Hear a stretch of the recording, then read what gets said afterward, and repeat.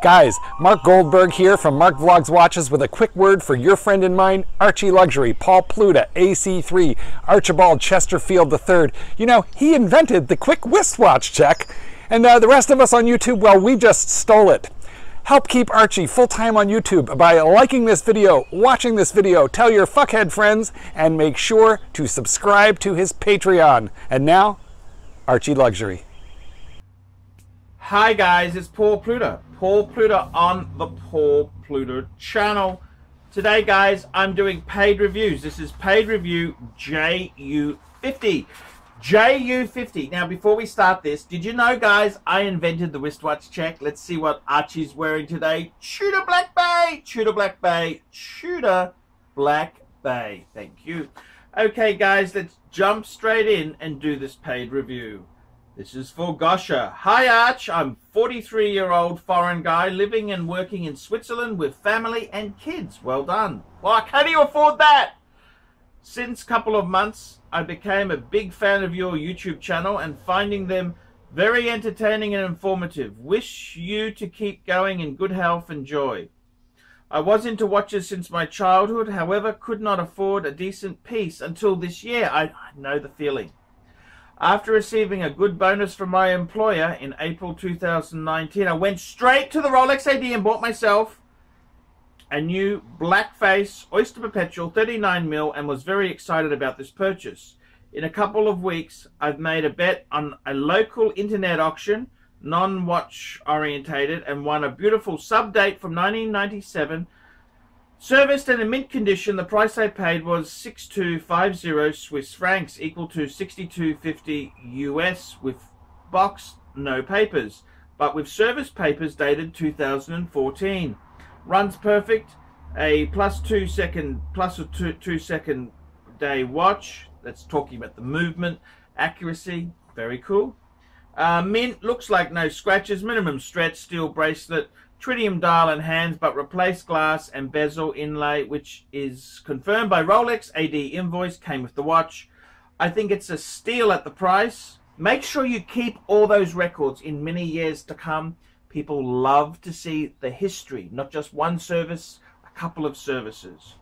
I think it's a steal. I think it's a pretty good deal and could not be happier. What do you think about the price? Look, price isn't everything. Price doesn't matter, you know. Price is everything, service doesn't matter. Look, it's a tricky combo meal deal. I think it's a good price in this market. You can only do the best you can at the current time. I've done fucking silly things. Hindsight's a great teacher, but I gotta tell you, it sounds like it's a nice deal. Nice deal.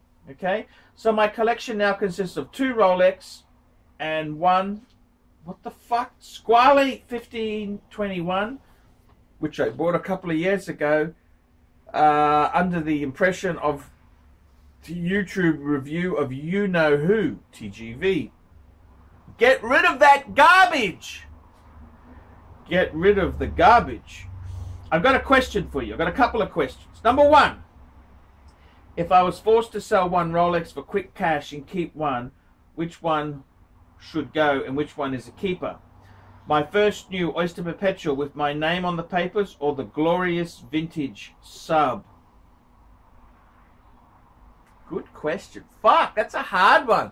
Brand new Oyster Perpetual. Now, I gotta tell you, see, the Oyster Perpetual 39, it's actually pretty damn hot. It is a hot watch. When I was in Singapore, there is no Oyster Perpetual steels in the cabinet. Okay, no steel Oyster Perpetuals. Hot, hot, hot, hot. Fuck, what would I do if it was me? Look, if you really do need the money, you probably would get more for the sub, okay? Okay, so you probably, the Oyster Perpetual's got more up and down depending on how you sold it and how skilled you are as a salesman. So, I gotta be completely frank and honest with you there. I personally would say, if you need money, sell the sub, because you'll get more for it, and you can, even though you get more, you're going to have to pay more in the future, but it's sort of, you know where you are there. So I'd probably sell the sub, because it is nice to have a new watch. Very cool to have a new watch. Very cool.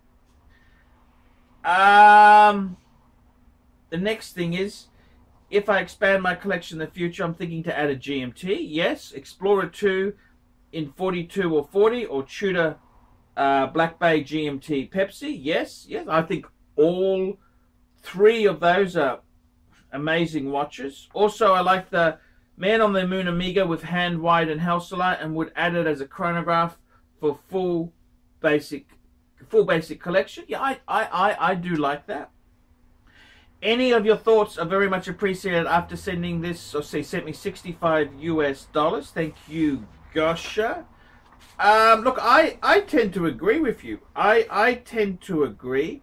The Oyster Perpetual is a very nice wind and wear. Doesn't have the date complication, so it is very, very, very, very, it's just a very simple watch. You put it on, it's fucking solid. The new clasp is fantastic. I actually, I quite like the Oyster Perpetual. Nothing wrong with that at all. I tend to agree with you, man. Get your bases covered.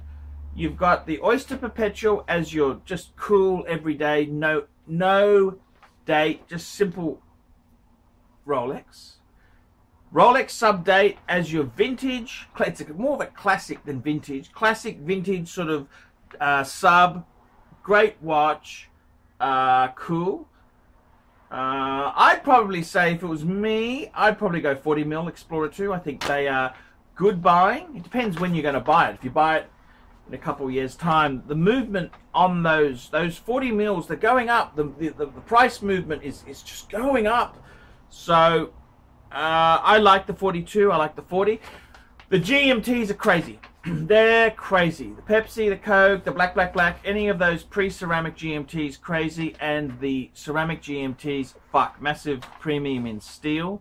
I think the Explorer 2's very, basically, same tooling cost to make them, isn't it? You know? And the Omega Speedmaster Man on the Moon, yes. You can't, look, Omega really fucks me off in recent times. They've done a lot of stupid things. They're greedy sons of bitches. They, you know, they've done too many limited editions and, you know, Swatch Group. But you can't argue the fact that that is a very, very nice chronograph. It is one of the best. It's one of the best.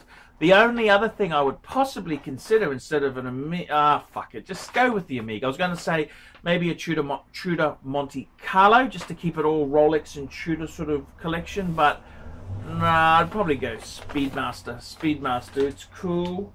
It's very cool. They are a cool watch. Yeah, they're cool. It's a nice collection. It's evolving. Just take it slowly, step by step. When you ask that question, what happens if you had to sell? Look, you've got to try and have a bit of reserve. And in life, don't just leave things to the last minute where, you know, normal things like car breakdowns and the hot water system breaking down. These are not disasters. This is normal process of life. So if you have to sell your watches to cover those emergencies, something's really wrong. So my best advice to you is to maybe get a second or third job. Does your wife work? Maybe she could do something to work, you know, clean houses, or, you know, I would be saying, you know, you can't just ride on my back. You can't just ride on the Gosha bus. You've got to put some coins in as well. So that's what I'd be saying. But nice collection, build it slowly. You don't have to just have everything straight away. That's where people who build it so quickly, they use credit cards, they take money from here, and then they end up selling it all off because they just can't. You just build it slowly. It's not a, people get so confused with this Instagram lifestyle where everyone boasts how successful and how wonderful they are, which is full of fucking shit. Believe you me, I've been handed more than one fucking shit sandwich in my time. I started again at 0 at 35. I had a beautiful Beautiful 4-piece Rolex collection. What did I have? I had a President, I had an Explorer 2, Sub-Date, and a Datejust. And also as a bidder, I had a backup 16800, 5-piece Rolex collection. Business went shit, sold them all off, and also I got divorced at 35, started again at 0. Man, I've eaten so many shit sandwiches. You know, this is just try and build it slowly. Just the watches are cool, man. They love your watches. Build it slowly. Love them. Love them. That's what you need to do. So I'd rather, instead of building it fast and selling off and buying, just build it slowly. Have a bit of reserve for other things. Rainy day does come, especially when you got kids and a wife who doesn't work. You know, hint, hint. Can she get a job, fuckers? Can she get a job? Yeah, that's what I'd be looking at. So I hope it helps, Gosha. Keep building it slowly, man. Doing well, man. Doing well. Okay, guys, that's been a paid review. Like, subscribe, tell your fuckhead friends, and don't be afraid to put a few nasty comments down below. Put a few nasties. So until next time, ciao, fuckaroonies. Cut. Cut. Cut. Oh. Hey Archie Luxury fans, if you're into luxury, then you gotta be into 66 Buick Rivieras. Check out my son and I, Alex, as we restore this beautiful 66 Buick.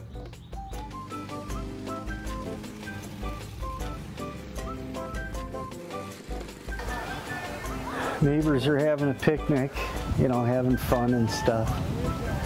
Me, I'm doing cars. It's what I've done my whole life.